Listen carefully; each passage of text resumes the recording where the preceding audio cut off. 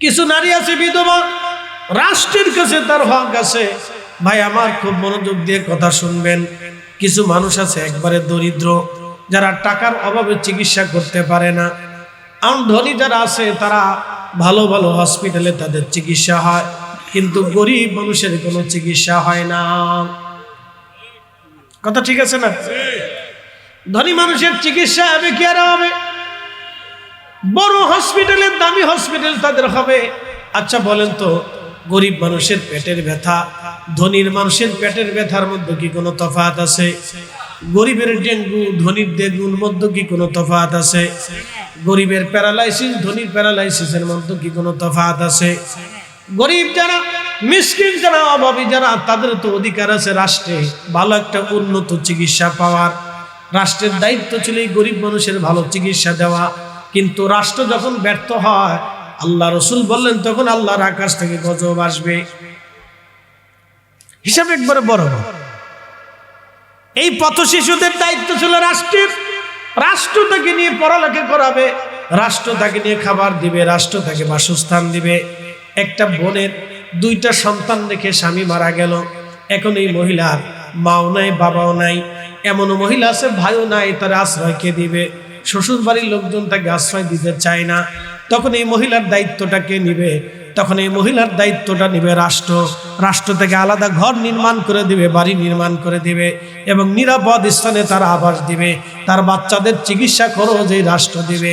রাষ্ট্র যখন দায়িত্ব নিল না, রাষ্ট্র যখন দেখলো না, তখন আল্লাহর আকাশ থেকে গজবের অপেক্ষা করতে হবে। সমরকন্দ থেকে দূত যিনি বার্তাবাহক, তিনি চলে গেলেন সিরিয়ার দামেস্ক। যাওয়ার পরে দেখলেন বিরাট বড় আলিশান একটা প্রাসাদের মতো দেখা যায়। জিজ্ঞেস করলেন, এটাই কি তোমাদের খলিফার প্রাসাদ? বলে, না, এটা মসজিদ। ওই যে সে উমাইয়া মসজিদ যেটা সিরিয়াতে, ওটা অনেক সুন্দর মসজিদ। বলে, না, এটা আমাদের মসজিদ, এটা আল্লাহর ঘর। বলে, খলিফা কোথায় থাকে? বলে, চলো খলিফার বাড়ি নিয়ে যাই। যাই দেখতেছে খলিফা নিজের হাতে মাটি দিয়ে কাদা দিয়ে ঘর গাঁথতেছে, এবং তার স্ত্রী মাটি কাদা আগায় আগায় দিতেছে। খলিফা নিজের হাতে কাজ করতেছে। একবার জোরে বলা যাবে কি মারহাবা? চিঠিখানা পড়ার পরে খলিফা চিঠির পরবর্তী উল্টা পাশে তিনি লিখে দিলেন, যিনি সমরকন্দের গভর্নর হয়েছিলেন, তাকে গভর্নর করা হয়েছিল। অর্থাৎ মুসলমানরা কোনো স্থান দখল করার সাথে সাথে সেখানে সরকার প্রতিষ্ঠিত করতেন। একজন গভর্নর হবে, একজন বিচারক হবে, এবং ওই গভর্নরের মাধ্যম দিয়ে ওখানে মন্ত্রী পরিষদ হবে। এরপরে একটা রাষ্ট্র সুন্দর মতো পরিচালিত হবে। বার্তা যখন আসলো গভর্নরের কাছে, গভর্নর একজন বিচারক নিয়োগ করলেন। বিচারক নিয়োগ করার পরে বিচারের কাঠগড়ায় যিনি সেনাপ্রধান ছিলেন কুতাইবা, সেনাপ্রধান কুতাইবাকে ডাকা হলো। কুতাইবা, আপনি আসেন। কুতাইবা দাঁড়াইলো আসামির কাঠগড়ায়, আর পাদ্রী দাঁড়াইলেন বিবাদবাদীর কাঠগড়ায়। দুইজনের বক্তব্য। বিচারক বললেন, পাদ্রী আপনার বক্তব্য পেশ করেন। পাদ্রী বলেন, বিচারক উনি সেনাপ্রধান, আমাদের সমরকন্দ বিজয় করেছে, 3 দিন সময় না দিয়ে অতর্কিতভাবে তিনি হামলা করেছেন। আমরা এর ফয়সালা চাই, বিচার চাই। কেন আমাদেরকে সময় দেওয়া হলো না? বিচারক জিজ্ঞেস করলেন, সেনাপ্রধান আপনি কি অতর্কিতভাবে হামলা করেছেন? বলে, হ্যাঁ, আমি অতর্কিতভাবে হামলা করেছি। বলে, কেন? বলে, যুদ্ধটা তো একটা চক্রান্ত, যুদ্ধটা একটা প্রথম ধোঁকা, যুদ্ধটা একটা কৌশল। আমি কৌশল অবলম্বন করলাম, যদি তাড়াতাড়ি আক্রমণ না করি তাহলে আমরা বিজিত নাও হতে পারি। তখন বিচারক ডাক দিলেন, এ কুতাইবা সেনাপ্রধান, আল্লাহর জমিন বিজিত হয়েছে, আল্লাহ মুসলমানদেরকে বিজয় দেন। আল্লাহ বিজয় দেন ইনসাফের কারণে, আল্লাহ মুসলমানদেরকে ধোঁকার কারণে বিজয় দেয় না। রব্বুল আলামিন আমাদেরকে উত্তম সুরত দিয়ে দুনিয়াতে বানালেন, চমৎকার সুরত আল্লাহ আমাদেরকে দিলেন, সুন্দর সুরত আল্লাহ দিলেন। হাজিরিন, সুন্দর সুরত দিয়ে আল্লাহ আমাদেরকে সৃষ্টি করলেন। এরপরে আল্লাহ বললেন, খালাকাল্লাযী খালাকাকা, যিনি তোমাদেরকে সৃষ্টি করেছেন, ফাসাওয়াকা ফাআদালাক, তিনি তোমাদেরকে সুবিন্যস্ত করেছেন। এবং তিনি তোমাদেরকে সুঠাম করেছেন। খুব মনোযোগ দিবেন, যিনি তোমাকে সুবিন্যস্ত করেছেন, সুঠাম করেছেন, শক্তি দিয়েছেন, ক্ষমতা দিয়েছেন। আমরা যখন দুনিয়াতে আসছিলাম একবারে শূন্য হাতে, শুধু ভাগ্যের উপরে নির্ভর করে আসলাম। দুনিয়াতে আসার পরে আমাদের চাওয়া পাওয়ার কোনো শেষ হয় না। আবার দুনিয়া থেকে যখনই আমরা চলে যাব তখন আমরা শূন্য হাতে চলে যাব। ভালো করে বুঝেন, দুনিয়াতে যখন আসলাম, আসার সময় আমরা শূন্য হাতে আসলাম, একেবারে শূন্য হাতে, ভাগ্যের উপরে নির্ভর করে আমরা আসলাম। এরপরে আমরা যত বড় হতে লাগলাম তত চাওয়া পাওয়া বাড়তে লাগলো। যত বড় হই তত চাওয়া পাওয়া বাড়ে। চাওয়া পাওয়ার কোনো শেষ নাই, আশা আকাঙ্ক্ষারও কোনো শেষ নাই। যত দিন যায় তত চাওয়া পাওয়া বাড়ে, আশা আকাঙ্ক্ষা বাড়ে। কিন্তু এই আশা আকাঙ্ক্ষা রেখে একদিন পরে চলে যাওয়া লাগবে শূন্য হাতে। পরে চলে যাওয়া লাগবে শূন্য হাতে। আসছিলামও শূন্য হাতে, চলেও যাব শূন্য হাতে। আসছিলামও ভাগ্যের উপরে নির্ভর করে, চলেও যাব ভাগ্যের উপরে নির্ভর করে। অনেকেই বলে থাকে ভাগ্য আমাদের হাতে, আমরা ভাগ্য নির্মাণ করি। এই কথাটা একেবারে মিথ্যা। যদি ভাগ্য আমাদের হাতে থাকতো তাহলে এদেশের কোনো ফকির আর ভিক্ষা করতো না। যদি ভাগ্য আমাদের হাতে থাকতো তাহলে কোনো মানুষ অসুস্থ হতো না, তাহলে ডাক্তার কবিরাজের দরকার ছিল না। যদি ভাগ্য আমাদের হাতে থাকতো তাহলে আমরা কখনো বৃদ্ধ হতাম না। যদি ভাগ্য আমাদের হাতে থাকতো তাহলে আমরা সব সময়ের জন্য ভালো ভালো খাবার খেতে পারতাম। যদি ভাগ্য আমাদের হাতে থাকতো আমরা মৃত্যুবরণ করতাম না। যদি ভাগ্য আমাদের হাতে থাকতো আমরা কেউ গরিবের ঘরে জন্ম নিতাম না। প্রিয় উপস্থিতি, খুব মনোযোগ দিবেন। রব্বুল আলামিন পানি সৃষ্টি করলেন। পানি সৃষ্টি করার পরে আল্লাহ কলম সৃষ্টি করলেন, আরশ সৃষ্টি করলেন। আরশ সৃষ্টি করার পরে আল্লাহ কুরসি সৃষ্টি করলেন। কুরসি সৃষ্টি করার পরে আল্লাহ কলম সৃষ্টি করলেন। কলম সৃষ্টি করার পরে আল্লাহ বলেন, কলম তুমি লেখো। পানি সৃষ্টি করলেন। পানি সৃষ্টি করার পরে আল্লাহ আরশ আজিম সৃষ্টি করলেন। আরশ আজিম সৃষ্টি করার পরে রব্বুল আলামিন এরপরে কুরসি সৃষ্টি করলেন। কুরসি সৃষ্টি করার পরে আল্লাহ কলম সৃষ্টি করলেন। কলম সৃষ্টি করার পরে রব্বুল আলামিন কলমকে বললেন, কলম তুমি লেখো। কলম বলল, রব্বি কি লিখবো? বলেন, উকতুব মাকাদিরাল খালক, তুমি সৃষ্টির তাকদীর লিখতে থাকো। কলম লেখা শুরু করলো। আপনার বাড়ির বিড়ালের ভাগ্য কি হবে? কলম লেখলো। আপনার বাড়ির কুকুরের ভাগ্যে কি হবে? কলম লেখলো। আপনার বাড়ির গরুর ভাগ্যে কি হবে? কলম লেখলো। আপনার পুকুরে কয়টা মাছ হবে? কোন মাসে কয়টা ডিম দিবে? কোন মাসের কয়টা বাচ্চা হবে? কোন মাছ কি পরিমাণে খাবে? কোন মাছ কতদিন বাঁচবে? কোন মাছ কতদিন জন্ম নিবে? কোন মাছের কতটুকুন পুষ্টি হবে? কোন মাছের কেমন স্বাদ হবে? কোন জেলের হাতে ধরা পড়বে? কোন সময় ধরা পড়বে? কোন জালে তার উঠে নিয়ে আসবে? কোন বাজারে বিক্রি করবে? কে কিনবে? সবকিছুই কলম লিখতে লাগলো। একবার জোরে বলা যাবে কি আল্লাহু আকবার। নফসে আম্মারা, যেটা খারাপ নফস, এটা আপনাকে বারবার অন্যায়ের দিকে, জুলুমের দিকে নিয়ে চলে যাবে, অন্ধকারের দিকে নিয়ে চলে যাবে, খারাপ কাজের দিকে নিয়ে চলে যাবে। এই মাহফিলে এই নফস আপনাকে বসতে দেবে না, এখান থেকে উঠিয়ে নিয়ে যাবে। নামাজে বসতে দেবে না, নামাজ থেকে উঠিয়ে নিয়ে আসবে। মসজিদের সামনে থেকে ঘুরিয়ে নিয়ে চলে আসবে। জিকিরে বসতে দেবে না, আল্লাহর ফিকিরে বসতে দেবে না। সবসময় আপনাকে খারাপের দিকে নিয়ে চলে যাবে। আর নফসে মুতমাইন্না যেটা, সেটা প্রশান্ত আত্মা, আল্লাহর হুকুম মোতাবেক নিজের জীবন পরিচালিত করেছিল। এই নফসটাকে আল্লাহ বলবেন, ইরজিই, তুমি আমার দিকে ফিরে আসো। ইলা রাব্বিকি রাদিয়াতাম মারদিয়া, আমার সন্তুষ্টির দিকে তুমি চলে আসো, আমার রাজির দিকে, খুশির দিকে তুমি চলে আসো। ফাদখুলি ফি ইবাদি ওয়াদখুলি জান্নাতি।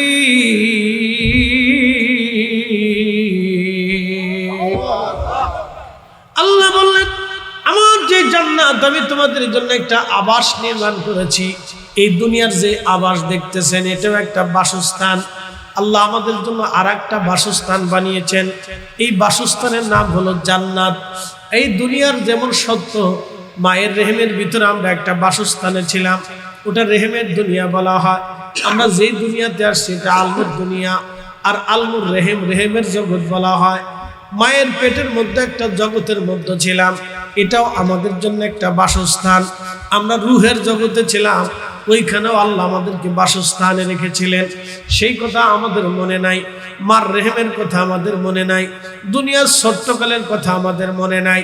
এখন আবার আসছি, মানুষ যখন মারা যায়, একবারে অসুস্থ হয়ে যায়, একবারে বৃদ্ধ হয়ে যায়, তখন দেখবেন সেই লোকটা আগের কথাগুলি সব ভুলে যায়, উলট পালট বলতে থাকে, আবল তাবল বলতে থাকে, উলট পালট বলে, আবল তাবল বলতে থাকে, বাজে কথা বলতে থাকে, বাজে পেশাল পাড়তে থাকে। তার আগের কথা মনে থাকে না, সন্তানের কথা ভুলে যায়, স্ত্রীর কথা ভুলে যায়, ভাই বোনের কথা মনে চলে যায়, স্মৃতি পর থেকে সব তার চলে যায়। কিন্তু বান্দা যদি আল্লাহর জিকির করে, দেখবেন জিকির করনেওয়ালা বান্দা সব ভুলে গেলেও সে মৃত্যুর আগে আল্লাহ আল্লাহ জিকির করতে করতে মারা যায়। একবার জোরে বলা যাবে কি আল্লাহু আকবার। এটার নাম হলো ভাগ্যবান নফস, নফসে মুতমাইন্না। সে কোনো সময় আল্লাহকে ভুলে নাই, মৃত্যুর সময় আল্লাহ তাকে ভুলে যায় না। তার অটোমেটিক তার কালবের ভিতরে আল্লাহ জিকির চালু করে দেয়, আল্লাহ কালেমা চালু করে দেয়। সে অটোমেটিক আল্লাহর জিকির করতে থাকে, জিকির চলতে থাকে। সন্তান ভুলে যায়, স্ত্রী ভুলে যায়, পরিজন ভুলে যায়, কারো চেহারার কথা মনে থাকে না, দুনিয়াদারির কথা মনে থাকে না, কিন্তু মৃত্যুর সময় তার জিকির চালু হয়ে যায়। বলে জিকির চালু করায় কে? আল্লাহ জিকির চালু করায় দেয়। ওই যে আল্লাহ বলছেন ফাযকুরুনি আযকুরুকুম ওয়াশকুরুলি ওয়ালা তাকফুরুন। বান্দা তুমি আমার জিকির করো, আমি তোমার জিকির করব, তুমি আমাকে স্মরণ করো, আমিও তোমাকে স্মরণ করব। এর অর্থ হলো দুনিয়াতে যদি আপনি আল্লাহকে ভুলে না যান, মরণে আল্লাহ আপনাকে ভুলবে না, কবরে আল্লাহ আপনাকে ভুলবে না, মিজানে আল্লাহ আপনাকে ভুলবে না, ফুলসিরাতে আল্লাহ আপনাকে ভুলবে না, হাউজে আল্লাহ আপনাকে ভুলবে না, ডান হাত বাম হাতে আমলনামাতে আল্লাহ আপনাকে ভুলবে না, হাসরের মাঠে আল্লাহ আপনাকে ভুলবে না, কবরের জিন্দেগিতে সবাই যেদিন আপনার পর হয়ে যাবে তখন আল্লাহ আপনাকে ভুলবে না, আল্লাহ আপনার সঙ্গী হয়ে যাবে। বলে আপনি যদি আল্লাহর হয়ে যান, আল্লাহ আপনার হয়ে যাবে। আপনি যদি আল্লাহর আনুগত্য করেন তো আল্লাহ আপনাকে মহব্বত করবে। ওগো মুসা, বৃষ্টির অভাবে আমাদের দুর্ভিক্ষ নেমে গেল, আপনি একটু আল্লাহর কাছে বলে বৃষ্টি চেয়ে দেন।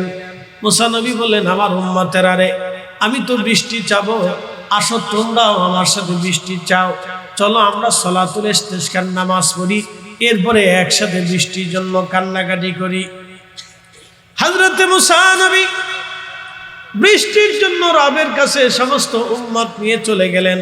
চলে যাওয়ার পরে সমস্ত উম্মত নিয়ে বিরাট বড় প্রান্তরে মাঠের মধ্যে বসে গেলেন, দাঁড়িয়ে গেলেন, নামাজ শুরু করলেন, নামাজ পড়লেন। নামাজ পড়ে মুসা নবী দোয়া করলেন, কিন্তু দোয়া কবুল হলো না। বৃষ্টি আসলো না তো আসলোই না, আরো আকাশ থেকে মেঘ চলে যে একেবারে ফাঁকা হয়ে গেল। মেঘ চলে গেল, আকাশ ফাঁকা হয়ে গেল। মেঘ চলে যে আকাশ ফাঁকা হয়ে গেল। উম্মতরা এসে বলল, হুজুর দোয়া করলাম, বৃষ্টি তো হলো না, মেঘ একেবারে ফাঁকা হয়ে গেল, হুজুর এখন আমরা কি করব? আল্লাহর নবী মুসা বললেন, আমার উম্মতরা তোমরা শোনো, তোমরা ভালো করে শুনে নাও, তোমাদের মধ্যে যারা গুনাহ করছো তারা চলে যাও, যারা গুনাহ করো নাই তারা বসে থাকো। 14টা কারণে পৃথিবীতে আল্লাহর আকাশ থেকে বালা আসে, মানুষের রোগ আসবে। তসবির দানা ছিঁড়ে গেলে একটার পর একটা যেমন top top top top top top top top করে পড়তে থাকে, ওইভাবে আসমান থেকে বালা আসতে থাকবে। পাথর নিক্ষেপ হতে পারে, ভূমিকম্প আসতে পারে, অথবা জলোচ্ছ্বাস হতে পারে, অথবা দুর্ভিক্ষ লেগে যেতে পারে। খোদায় খোদায় না খেয়ে লাখে লাখে কোটি কোটি মানুষ মারা যাবে। ৭৬-এর মনান্তরের কথা আপনার ইতিহাসে পড়েছেন। এদেশের লক্ষ লক্ষ মানুষ না খেয়ে মারা গিয়েছিল। আপনি বুঝেন তো দুর্ভিক্ষ কত ভয়াবহ, যে খোদায় খোদায় চোখের সামনে সন্তান মারা গেল, সন্তানের সামনে মা মরে গেল, খাবার দিতে পারলো না, না খেয়ে মানুষ মারা গেল। এর চেয়ে বড় আযাব এবং গজব দুনিয়া তার কিছু হতে পারে না। চীনের কয়েক কোটি মানুষ দুর্ভিক্ষে মারা গেল, কয়েক কোটি মানুষ চীনে দুর্ভিক্ষে মারা গেল, কয়েক কোটি মানুষ মারা গেল। এই জন্য গরিব মিসকিন অসহায় দরিদ্র দুস্থ অভাবী আর এতিম দুস্থদের হক যখন নষ্ট হয়ে যাবে, রাষ্ট্র যখন তাদের হক মিটাইতে পারবে না, তখন আল্লাহর আকাশ থেকে গজব আসবে। ২ নাম্বার, আমানত নষ্ট হয়ে যাবে। পৃথিবীতে কোনো আমানত থাকবে না, আমানত উঠে যাবে, আমানত থাকবে না, আমানত থাকবে না। আপনি যদি খ্রিস্টান জাতির দিকে দেখেন, ওরা মিথ্যা বলে না, ধোঁকাবাজি করে না, ২ নম্বরই সিটারি বাটপারি করে না। কিন্তু আপনি মুসলমানদের দিকে যদি তাকান, আল্লাহর নবী বলেন, উম্মত কবরে দেওয়ার আগে আমার উম্মতকে ঋণ মওকুফ করাও, ঋণ থেকে উঠাও। নবীজি বলতেন, দেখো কোনো ঋণ আছে কিনা। ঋণ যদি থাকতো, সে যদি দরিদ্র হতো, ধনী সাহাবীদেরকে ডাকতেন। দেখেন নবীজির জীবন ব্যবস্থা কত সুন্দর ছিল। নবীজি ধনী সাহাবীদেরকে ডাকতেন, ডেকে বলতেন, এই গরিব সাহাবী মারা গেছে, তার ঋণ পরিশোধ করার মতো সামর্থ্য নাই, তোমরা কিছু কিছু তার জন্য দান করে দিয়ে তার ঋণ পরিশোধ করাও। যারা ঋণ পাবে তাদেরকে ডাকতেন, তোমরা যদি মাফ করে দাও তবে ভালো কথা, আর যদি মাফ না করো তাহলে ধনী সাহাবীদেরকে কিছু কিছু দিয়া তারপরে ঋণ পরিশোধ করাইয়া তারপরে ওই সাহাবীকে কবর দেওয়া হতো। নবী বলতেন, আমার উম্মতকে ঋণ মুক্ত করাইয়া কবরে পাঠাও, কারণ বান্দার ঋণ বান্দা মাফ না করা পর্যন্ত আল্লাহ মাফ করবে না। আর আল্লাহর ঋণ আল্লাহ ইচ্ছা করলে মাফ করতে পারে। বলে, হুজুর আল্লাহর ঋণ কি? বলে, আল্লাহর ঋণ হলো নামাজ। আপনি নামাজ পড়েন নাই, সেটা আল্লাহর সাথে সম্পৃক্ত। আপনি রোজা রাখেন নাই, সেটাও আল্লাহর সাথে সম্পৃক্ত। আপনি হজ করেন নাই, সেটাও আল্লাহর সাথে সম্পৃক্ত। আপনি মিথ্যা বলেছেন, এটা আল্লাহ মাফ করতে পারে। আপনি জেনা করছেন, সেটাও আল্লাহ মাফ করতে পারে। আপনি ছগলখুরি করেছেন, সেটাও আল্লাহ মাফ করতে পারে। কিন্তু বান্দার হক যদি আপনি নষ্ট করে কবরে চলে যান, বান্দা মাফ না করা পর্যন্ত আল্লাহ মাফ করবে না। আল্লাহর নবী বললেন, ওয়াদাউল আমানা, আমানত নষ্ট হয়ে যাবে, তখন তোমরা আল্লাহর আকাশ থেকে গজবের অপেক্ষা করো। ৩ নাম্বার নবী বললেন, আমার উম্মত রে, তোমরা শুনে নাও, আমার উম্মতের ভিতরে পিতা মাতার অবাধ্যতা বাড়বে। এত পরিমাণে পিতা মাতার অবাধ্যতা বাড়বে যে পিতা মাতাকে তারা মানবে না, বাবাকে দূরে ঠেলে দিবে এবং বন্ধু বান্ধবকে আপন মনে করবে। মা থেকে জুদা হয়ে যাবে, মারে খেতে দেবে না, মা বাবাকে মারবে, মা বাবাকে পিটাবে, মা বাবার অবাধ্য হবে, মা বাবার ওষুধ কিনে দেবে না, মা বাবার খাবার দিবে না, মা বাবার ঘর থেকে বের করে দেবে, অথবা নিজেরা মা বাবা থেকে জুদা হয়ে আলাদা চলে যাবে। প্রিয় নবী বললেন, পিতা মাতা সন্তান থেকে অবাধ্য হয়ে যাবে, পিতা মাতা সন্তান থেকে অবাধ্য হবে, পিতা মাতা থেকে অবাধ্য সন্তান অবাধ্য হয়ে যাবে, পিতা মাতা থেকে সন্তান অবাধ্য হয়ে যাবে, তখন তোমরা আল্লাহর গজবের অপেক্ষা করো। প্রিয় নবী বলেন, আমার উম্মত তোমরা শোনো, পিতা মাতা যদি বৃদ্ধ হয়ে যায়, তখন তুমি পিতা মাতাকে খেদমত করে যদি জান্নাত তুমি কিনে নিতে না পারো, তখন তুমি নিজেকে ধ্বংসের দ্বার প্রান্তে নিয়ে গেলাম। বাবা মা আছে, কিন্তু খেদমত করে তুমি জান্নাত নিতে পারলা না, তুমি ধ্বংস হয়ে যাও, তোমার আখিরাত বরবাদ হয়ে যাবে, তোমার কবরের জিন্দেগি বরবাদ হয়ে যাবে, তোমার হাসরের জিন্দেগি বরবাদ হয়ে যাবে। মক্কা মদিনার ইমাম যদিও আপনি হয়ে থাকেন, তারপরও নাজাত পাবেন না যদি বাবা মা কিয়ামতের ময়দানে আপনার বিরুদ্ধে মামলা করে বসে। আল্লাহর নবী বলেন, উম্মত বাবা মার চেহারার দিকে তুমি যদি মায়ের নজরে তাকাও, একটা কবুল হজের সওয়াব হবে। সুবহানাল্লাহ কি আসতে হবে না জোরে হবে? কি বুঝলেন কবুল হজের সওয়াব? হজ তো 4টিখানি কথা না, এখনকার দিনের মতো এত সহজে হজ করা যাইতো না। আগে দেশের হাজিরা রওনা দিত, 100 বছর আগে যে হাজি দেশ থেকে রওনা দিয়েছে, 100 বছর না, আপনি 70-80 বছর আগে যে হাজি এই দেশ থেকে রওনা দিল, সে হাজি চট্টগ্রাম পোর্টে যাওয়ার পরে জাহাজে চললো, জাহাজে চলে জাহাজ যেতে যেতে যেতে যেতে জেদ্দায় যায় নামাইলো, জেদ্দা থেকে হেঁটে হেঁটে যায় মক্কায় গেল, মক্কাতে যাইয়া 6 মাস লাগছে, হজ করে যাইয়া আসতে 6 মাস শেষ। সেই দিনের হাজি হজ করে আসার পরে অলি হয়ে কবরে গেছে।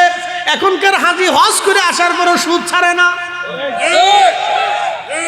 কি হাজির হাজি, কি হাজির হাজি, হজ করে আসার পরে ঘুষ ছাড়ে না, নাম দিছে হাজি, বিরাট হাজি। উরে বাপরে বাপ, কত বড় হাজি রে, কত বড় হাজি। হ্যাঁ, জনগণের ঠাক ঠাক মেরি দিয়ে হাজি হয়ে গেছে। শয়তান হাসে, বাপরে বাপ কত বড় সিটার রে, হ্যাঁ কত বড় সিটার। ও আমার এসে পাথর মারতে, ও নিজে বলবো আমার সাথে বড় শয়তান, ও এসে আমার পাথর মারার লেগে। বুঝছেন, জমারাতে যায় যখন হাজিরা পাথর মারে, তখন শয়তান দূরে দাঁড়ায় দাঁড়ায় দেখে যে আমার কেডায় পাথর মারে আজকে দেখি, তো দেখে এর ভিতরে কিছু এই সুদে হাজি আছে, তো শয়তানে হাসে আর কি, উড়ে সিটা, ও আইসে আমার পাথর মারার লেগে, ও তো নিজে আমার থেকে বড় শয়তান। কিছু আছে ঘুষি হাজি, ও শয়তানের দ্বারা হাসিকে দেখছেন কত বড় সিটা। আবার কিছু আছে দেখবেন বনের জমি দেয় নাই, 30 বছর পর্যন্ত বনের জমি দখল করে খাইতেছে, না দেয় নাই, বুঝেই দেয় নাই, বন চাইতে চাইতে মরে গেছে। আসলে বাড়ি আসলে কয়দিন মিষ্টি মিষ্টি ধরাই দিয়ে, কয়টা টাকা পয়সা দিয়ে, একটা কাপড় চোপড় কিনে দিয়ে ধরাই দিয়ে, যা আছে জায়গা যা। তো বনে চিন্তা করছে আমারই তো ভাই, আর কি করবো, মারামারি তো করা যায় না।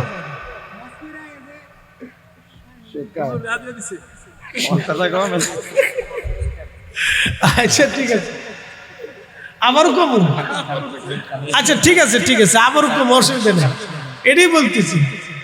তো হজ করে আইসে না, আগের হাজি হজ করে আসার পরে অলি হয়ে যেত, একসাথে বলে আল্লাহু আকবার, কি হয়ে যেত, অলি হয়ে যেত। এখনকার হাজি হজ করে আসার পরে অলি কেন হয় না? অধিকাংশ হাজি পরিবর্তন হয় না, কারণ কি, তার টাকার উৎস হারাম, কারো সুদের টাকা, কারো ঘুষের টাকা, কারো অন্যের জমি মাইরে দেওয়া টাকা, কারো টাকা মাইরে দিয়ে ধনী হয়েছে, কারো টাকা মাইরে দিয়ে বিদেশ গেছে, ওই টাকা দিয়ে সে হজ করছে, এই জন্য তার জীবনের পরিবর্তন হয় না। হিসাব কি সহজ না কঠিন? একবারে বরাবর ডাইরেক্ট বলে দিছি, বাকি ঝুঁকি রাখি নাই কিছু। বলে কেন রাখি নেই? এজন্যই রাখি নেই যে আপনার জীবনের প্রয়োজনে আমি কথাগুলি বলছি, যে হজ যদি করেন তাহলে হালাল টাকা দিয়ে করতে হবে। কি টাকা? হালাল দিয়ে করবেন, কষ্ট করে করবেন। ওখানে যা খালি গাড়িতে চড়েন না, আরাফাত থেকে হাঁটতে হাঁটতে হাঁটতে হাঁটতে জমারাতে আইসেন, আরাফাত থেকে গাড়িতে চড়ে মুজদালিফায় আইসেন না, মুজদালিফার থেকে হাইটে হাইটে জমারাতে আসেন, জমারাত থেকে হাইটে হাইটে কাবা আসেন, কাবা থেকে হেঁটে হেঁটে মিনায় যান, তাহলে বুঝবেন হজ কি জিনিস, তাইলে বুঝবেন হজ কি জিনিস। এই যে আগের হাজিরা হজ করে আসলে অলি হয়ে যেত, আল্লাহ অলি হয়ে কবরে যেত। মানুষরা হাজি পাইলে পৃথিবীর শ্রেষ্ঠ সম্মান হাজিদেরকে করতো, কথা ঠিক আছে কিনা? এদেশের হাজিদের সম্মান ছিল সবচেয়ে বেশি সম্মান, কারণ হাজিরা মিথ্যা বলেন। আপনি মালয়েশিয়াতে যান, আমি মালয়েশিয়াতে ঘুরে আসছি, মালয়েশিয়াতে কোনো অঞ্চলে পুলিশ যদি কাউকে ধরে, তো ধরার আগে হাজিদেরকে ডাক দেয় যে হাজিরা, কারণ মালয়েশিয়াতে জানে হাজিরা খুব সম্মানিত, এবং মালয়েশিয়া হাজিদেরকে খুব সম্মান করে, কারণ হাজিরা মিথ্যা বলে না। একসাথে কোন আল্লাহু আকবার। হাজিরা ঠকবাজি করে না, হাজিরা 2 নম্বরই করে না, হাজিরা সিটারি করে না, হাজিরা বাটপারি করে না, হাজিরা অন্যের জমি মেরে খায় না, হাজিরা সুদ খায় না, হাজিরা ঘুষ খায় না, হাজিরা অন্যায় করে না, হাজিরা মিথ্যা সাক্ষী দেয় না, হাজিরা অন্যের সম্পদের জন্য মিথ্যা সাক্ষী দেবে না, হাজি 2 নম্বরই সিটারি বাটপারি গীবত তহমত করবে না। ওই জন্য মালয়েশিয়ানরা হাজিদেরকে ডাক দিয়ে হাজিদের কাছ থেকে সাক্ষী নেয় যে হাজি সব ঠিক আছে কিনা। মালয়েশিয়ানরা হাজিদেরকে এখনো সম্মান করে। বাংলাদেশেও হাজিদের সম্মান ছিল, কারণ কি, হাজিরা মিথ্যা বলতো না, সিটারি বাটপারি করতো না, হাজিরা আল্লাহ বলা হয়ে কবরে যাইতো। এখন হাজি কত হাজি হয়ে গেছে তার হিসাব, হায় হায় হায়, কত ঘরে ঘরে।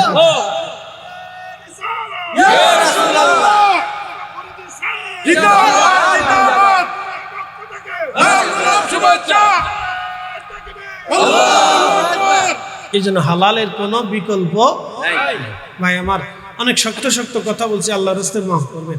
কাউকে কষ্ট দেওয়ার জন্য বলি নেই ভাই আমার, পায়ে হাত দিয়ে বলি আপনার উপকারের জন্য কথাটা বলছি। প্রিয় উপস্থিতি, আমরা একদিন আল্লাহর কাছে ফিরে চলে যাবো ভাই আমার, বোন আমার, মা আমার, আমরা আল্লাহর কাছে চলে যাবো। কার কাছে চলে যাব? আল্লাহর কাছে চলে যাবো। খবর অবশ্যই আপনার আসবে, আমারও আসবে। সবাই আমরা আল্লাহর কাছে জবাব দিয়ে তাই চলে যেতেই হবে। তাহলে আপনার পায়ে হাত দিয়ে বলতেছি, সম্পদ উপার্জন করেন, কিন্তু অন্যায়ভাবে করেন না। অন্যায়ভাবে করিয়া দুনিয়াতে সন্তানের জন্য রেখে যায় না। ওই সম্পদের জন্য কিয়ামতের ময়দানে আপনাকেই পস্তাইতে হবে, সন্তান পস্তাবে না। সন্তান দায়িত্ব নিবে না।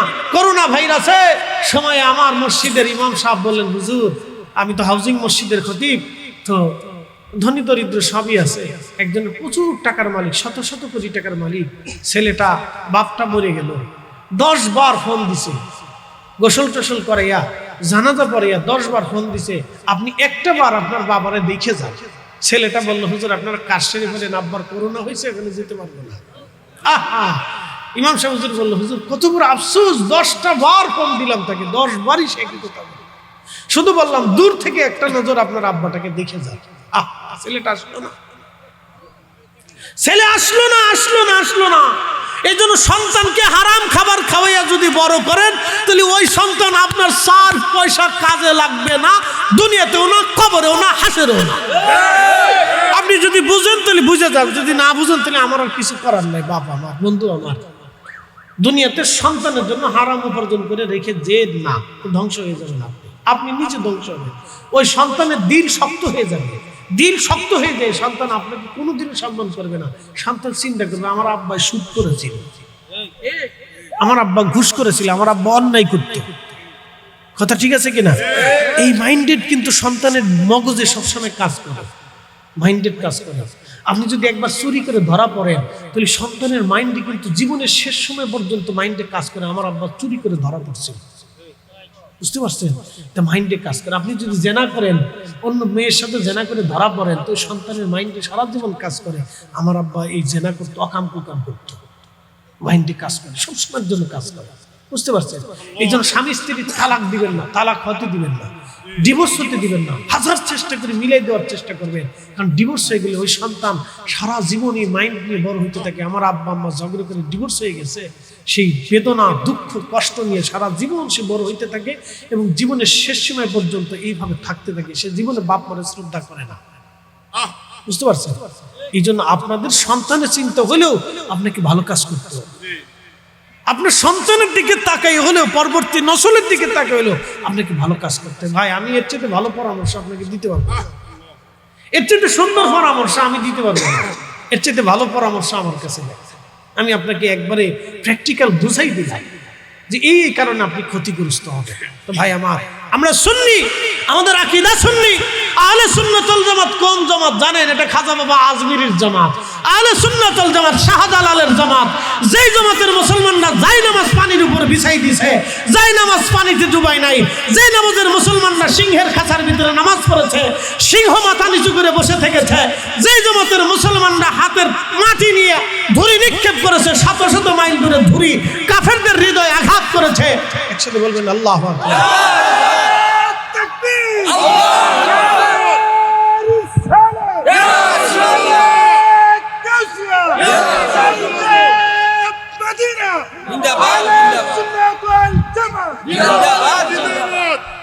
আলোচনার শেষ পর্যায়ে, মিন ক্বাবলি আইয়াতি আহাদাকুমুল মাউত, মৃত্যু আমাদের আসবে, আসবে না ভাই?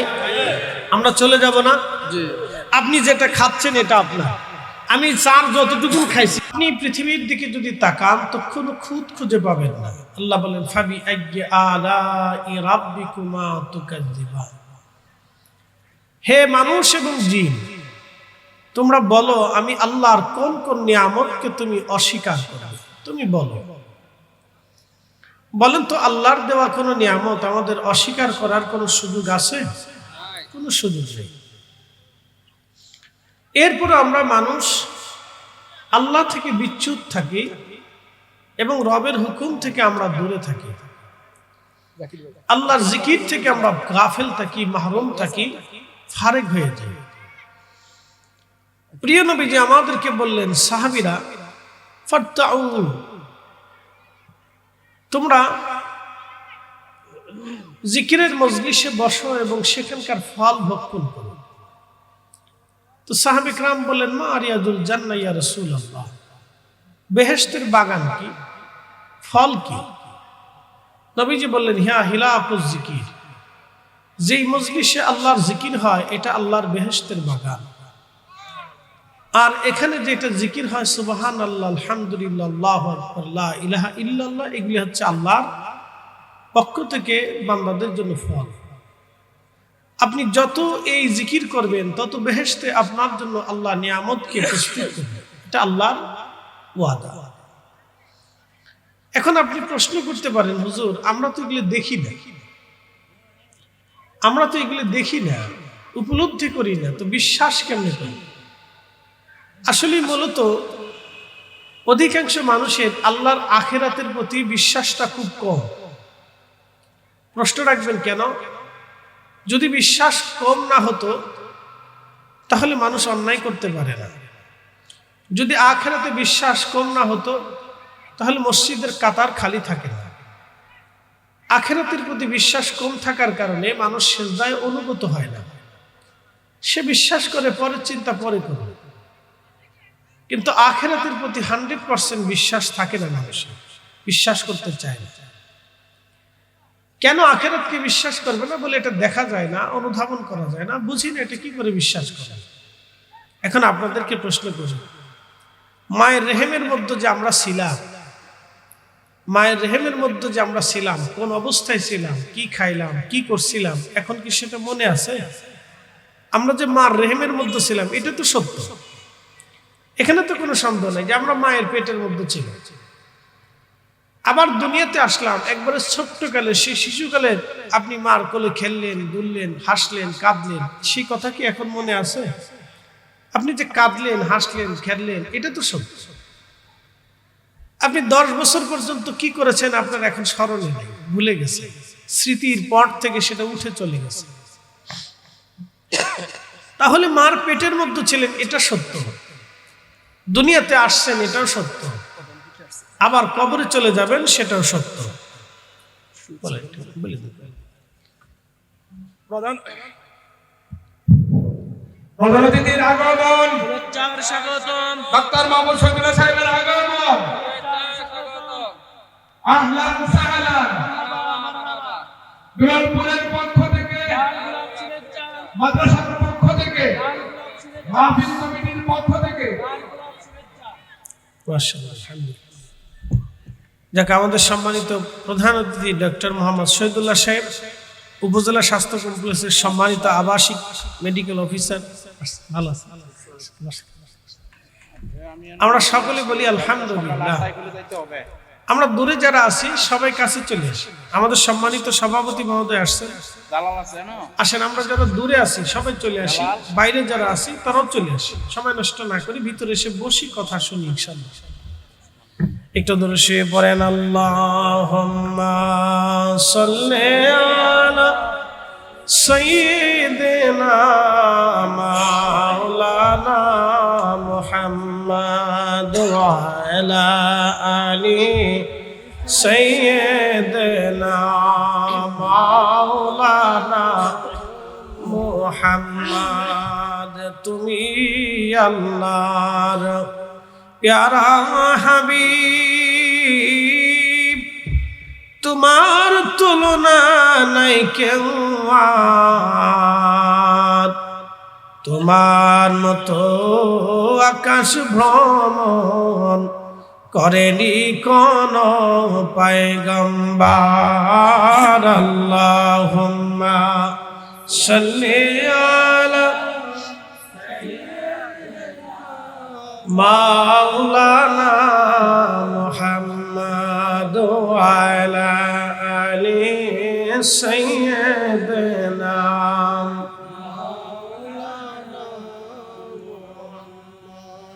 তো যেই কথা বলছিলাম যে মার রেহেমে ছিলাম, এটা আমাদের মনে নেই। আমরা যে ছিলাম এটা সত্য, আবার পৃথিবীতে আসছি এটাও সত্য, আবার যে কবরে চলে যাব এটাও তো সত্য। তো সেটা যদি সত্য হয়ে থাকে তাহলে বুঝতে হবে যে আখিরাত আছে, এটাও সত্য। মার রেহেমে আসার আগে আমরা আরেকটা জগতে ছিলাম, সেইটার নাম হচ্ছে রূহের জগৎ। প্রিয় উপস্থিতি, খুব মনোযোগ দিবেন, কথা ঠিক আছে কিনা? তাহলে ভাগ্য আমাদের হাতে, ভাগ্য আল্লাহর হাতে। এই জন্য কেউ যদি তাকদীরকে অস্বীকার করে তাহলে সে আহলুস সুন্নাত ওয়াল জামাত থেকে খারিজ হয়ে যাবে, সে ভ্রান্ত আকীদার মধ্যে চলে যাবে। সেই ভ্রান্ত মতবাদের নাম হচ্ছে কদারিয়া। কাদেরিয়া না, কিন্তু আবার ভুল বুঝবেন না, কাদেরিয়া একটা তরিকতের নাম।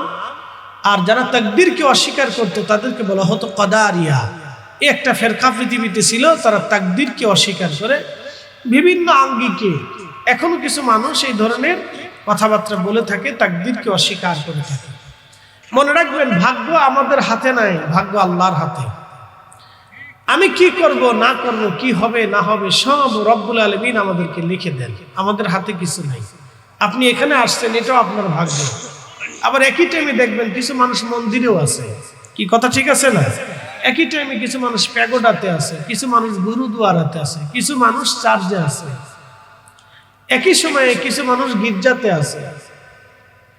এই যে একই সময় কিছু মানুষ মসজিদে আছে, একই সময় কিছু মানুষ মাহফিলে আছে, আবার একই সময় দেখেন বাজারেও কিছু মানুষ আছে। কথা ঠিক আছে না? তো বাজারেও আছে, তো যারা বাজারে আছে তার ভাগ্য ওইখানেই রাখছে, আর যে এখানে আসছেন তার ভাগ্য তাকে এখানে নিয়ে আসছে। অর্থাৎ যিনি এখানে আসছেন আল্লাহ তাকে পছন্দ করছেন। একসাথে বলবেন আল্লাহু আকবার। কে পছন্দ করেছেন? আল্লাহ পছন্দ করে আপনাকে ভিতরে বসিয়েছেন। এটা আল্লাহ দয়া করেছেন, এহসান করেছেন।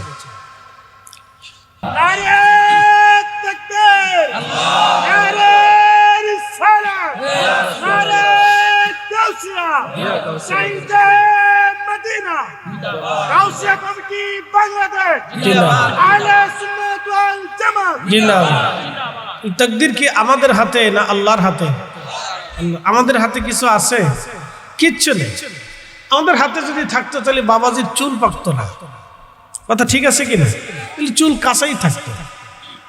আমাদের হাতে যদি থাকতো তাহলে আমাদের বৃদ্ধতা আসতো না, কখনই আসতো না। তো আমাদের নিয়ন্ত্রণে কিচ্ছু নেই। যদি বলেন যে আমরা নিয়ন্ত্রণ করি তাহলে এটা ভুল কথা। আমাদের নিয়ন্ত্রণে কিছু নাই, কিচ্ছু নেই আমাদের নিয়ন্ত্রণে। সূর্য আমাদের নিয়ন্ত্রণে কি উঠে? আলো কতটুকুন দিবে সেটা আল্লাহই জানে। বৃষ্টি কতটুকুন হবে এটাকে আমাদের নিয়ন্ত্রণে আছে? নেই। তাহলে আমাদের নিয়ন্ত্রণে কি আছে? আমি তো নিজেই আমার নিয়ন্ত্রণে নেই। আল্লাহু আকবার। আমার নিজের সত্যটাকেই তো আমার নিয়ন্ত্রণ নেই, সেটা আল্লাহ নিয়ন্ত্রণ করে থাকে। প্রিয় উপস্থিতি, খুব মনোযোগ দিয়ে শুনবেন। সূর্য আল্লাহর নিয়মে চলে, চাঁদ আল্লাহর নিয়মে চলে, নক্ষত্রগুলি আল্লাহর। পৃথিবীতে সূর্য আলো কতটুকুন দেবে তাও আল্লাহর নিয়মে চলে। পৃথিবীর এমনও জায়গা আছে যেখানে 6 মাস সূর্য উঠে না, আবার এমনও জায়গা আছে 6 মাস সূর্য ডোবে না। একবারে নরওয়ের দক্ষিণ মেরুতে 6 মাস পর্যন্ত সূর্য ডুবে না, সূর্য থেকে যায়। আবার 6 মাস পর্যন্ত সূর্য উঠেই না। তাহলে এখন যদি প্রশ্ন করি ওই জায়গার নামাজের অবস্থা কি হবে? জোহর, আসর, মাগরিব কেমনে সম্ভব? যেখানে 6 মাস সূর্য ডুবেই না সেখানে ফজর কখন হবে আর মাগরিব কখন হবে? যেখানে 6 মাস সূর্য উঠেই না সে সময় সুবহে সাদিক কখন আসবে? জোহর কখন হবে আর আসর কখন হবে? বলে মারাত্মক বিষয় না? খুব মারাত্মক বিষয়। তো এই জন্য এই মাসালার সমাধান দিতে হলে ফিকহি মাসালায় চলে যেতে হবে। এখন যদি কেউ জিজ্ঞাসা করে তাহলে সরাসরি হাদিস থেকে আপনি এর উত্তর বলে দেন, তাহলে এটা সম্ভব হবে না। কারণ হাদিসে এই ধরনের রেওয়ায়েত আমরা খুঁজে পাই না। তাহলে এই সমস্যার সমাধান কি করবে? পৃথিবীর বড় বড় ফকি উলামা যারা আছেন তিনারা এই বোর্ড করে সমস্যার সমাধান করবেন যে এখানে কি করে নামাজ হবে, কখন ওয়াক্ত কিভাবে পরিচালিত হবে। বুঝতে পারছেন? এই যে 6 মাস সূর্য ডুবে না, 6 মাস সূর্য উঠে না, 3 মাস সূর্য ডুবে না, 3 মাস সূর্য উঠে না, এই যে আল্লাহর সৃষ্টির অপরিম পরিক্রমা, এখানে কি আমাদের কোনো হাত আছে? পৃথিবীর কোনো শক্তির এখানে হাত নেই, তো রবের হাত।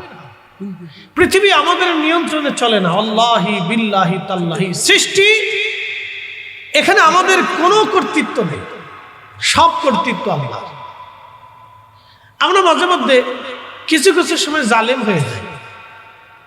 আমরা আমাদের নিজেদের নফসের সাথে জুলুম করি, অন্যায় করি। এই নফসটাকে আল্লাহ দুনিয়াতে পাঠিয়েছেন, কেন পাঠিয়েছেন? গোলামি করার জন্য। এই আত্মাটাকে আল্লাহ আমাকে দুনিয়াতে পাঠিয়েছেন, এই আত্মার সাথে আমরা জুলুম করি, অন্যায় করি। এই জন্য আল্লাহ বলছেন ইয়া আইয়াতুহান নাফসুল মুতমাইন্না, হে নফসে মুতমাইন্না ইরজিই, আমার দিকে চলে আসো। তা আমরা তো আল্লাহর কাছে চলে যাব। এই যে আদম আলাইহিস সালাতু ওয়াস সালাম, কোরআন শরীফ আল্লাহ রাব্বুল আলামিন বলেছেন রব্বানা যালামনা, আল্লাহ আমি আমার নফসের সাথে জুলুম করে ফেলেছি। কোরআনে আল্লাহ বললেন, যখন আমরা দোয়া করি তখন আমরা বলি রব্বানা যালামনা, আল্লাহ আমরা আমাদের নফসের সাথে আনফুসানা, আমরা আমাদের নফসের সাথে জুলুম করে ফেলছি। আল্লাহ আল্লাহ আমাদের নফসের সাথে আমরা জুলুম করছি। আল্লাহ এই যে নফসের সাথে আমরা জুলুম করছি, জুলুম করি, মিথ্যা বললে নফসের সাথে জুলুম হয়, সকলখড়ি করলে নফসের সাথে জুলুম হয়, গীবত করলে নফসের সাথে জুলুম হয়, নামাজ ছেড়ে দিলে নফসের সাথে জুলুম হয়, জিনা করলে নফসের সাথে জুলুম হয়, অন্যের মাল দখল করে নিলে নফসের সাথে জুলুম হয়, অন্যকে কষ্ট দিলে নফসের সাথে জুলুম হয়, অন্যায় করে আপনি একজন মানুষকে আঘাত করবেন নফসের সাথে জুলুম হয়, আপনি কোনো মানুষের সাথে গরিবের সাথে জুলুম করবেন নফসের সাথে জুলুম হয়। এই যে প্রত্যেকটা অন্যায়, এটা হলো নফসের সাথে জুলুম করা। এই জন্য নফস শাস্তি পাবে, আপনার আত্মাকে শাস্তি দেওয়া হবে, আপনার জীবনকে শাস্তি দেওয়া হবে। মানুষের মৃত্যুর পরে মানুষের বডিটা দুনিয়ার মধ্যে পড়ে থাকবে, আল্লাহ নফস আত্মাটাকে নিয়ে চলে যাবেন। নফস দুই ধরনের, একটা নফসের নাম হলো নফসে মুতমাইন্না, আর একটা নফসের নাম হলো নফসে আম্মারা।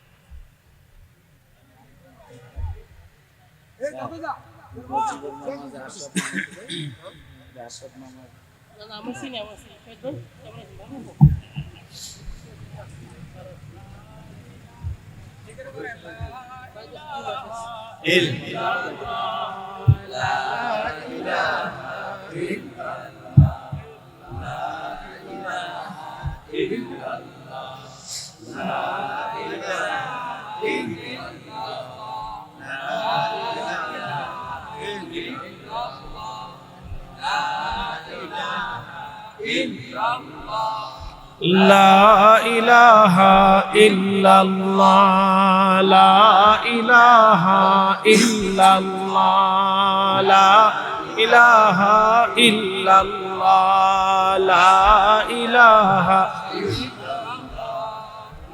লা ইলাহা ইল্লাল্লাহ,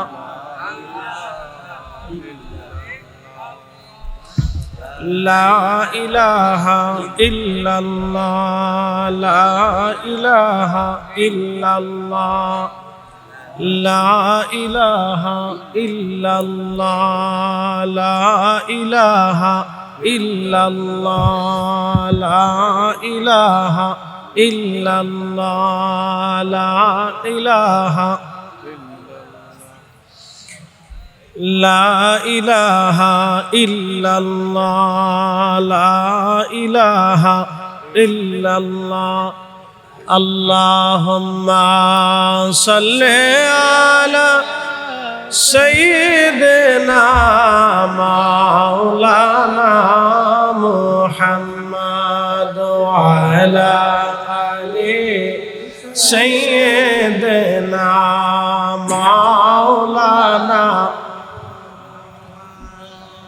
বলছিলাম নফস দুই ধরনের, একটা নফসে মুতমাইন্না, নফসে আম্মারা। আচ্ছা, এখন যদি বলা হয় যারা গুনাহ করছেন তারা চলে যান, তাহলে এই মাঠে কারা থাকবে? 7 বছরের নিচে ছাড়া আর কারো সুযোগ নেই। কথা ঠিক আছে কিনা? শ্রোতা বক্তা সবাইকে চলে যেতে হবে। তারপরেও আল্লাহ আমাদের উপর পাথর নিক্ষেপ করে না। এই যে কয়দিন আগে দেখলেন না ভূমিকম্প লারা দিছে, আমার পাশে ডাক্তার সাহেব বসে আছে, উনি মেডিকেল অফিসার। জিজ্ঞেস করেন বাংলাদেশের কত % মানুষ কিডনি রোগে আক্রান্ত? কোটি কোটি মানুষ কিডনি রোগে আক্রান্ত, কোটি কোটি মানুষ ডায়াবেটিসের সাথে সম্পৃক্ত। এগুলো আল্লাহর গজব। কার গজব? হ্যাঁ, আল্লাহর গজব। বিশ্বাস না করলে আজ থেকে 100 বছর আগে এই রোগের কোনো অস্তিত্বই পৃথিবীতে খুব কম ছিল, সামথিং ছিল।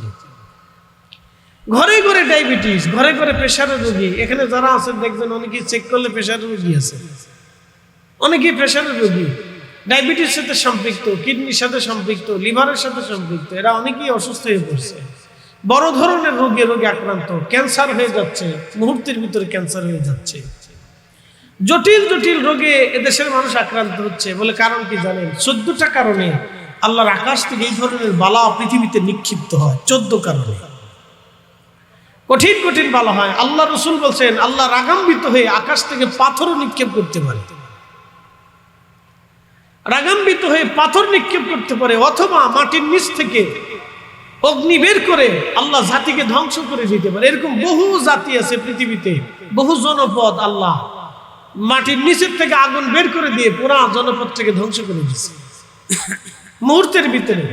আজকেও আমি দেখলাম যে একটা জাতিকে এই পৃথিবীতে বেশি দিন নয়, 30-40 বছর আগে 30 সেকেন্ডের ভিতরে, কয়েক মিনিটের ভিতরে একটা 30,000 মানুষ কয়েক মিনিটের ভিতরে মারা গেল। এক এলাকা একবারে মাটির ভিতর থেকে আগুন বের হয়ে, গ্যাস এবং আগুন একসাথে নিক্ষিপ্ত হয়ে 30,000 মানুষ কয়েক মিনিটের ভিতরে মারা গেছে।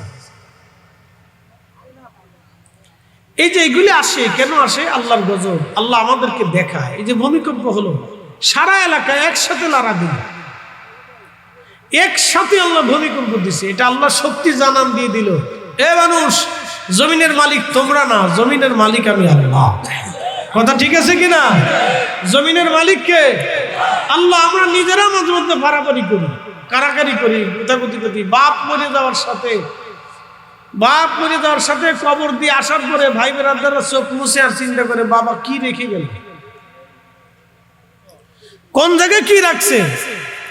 মা মরে যাওয়ার পরে চোখ টোক মুছে কবর টবর দিয়ে আসার পরে চোখ টোক মুছে টুছে একটা খাওয়া দাওয়া করার পরে মন চেঞ্জ হয়ে যায়, মা কোন জায়গায় কি রাখছে দেখো তো, কোথায় কি রাখছে।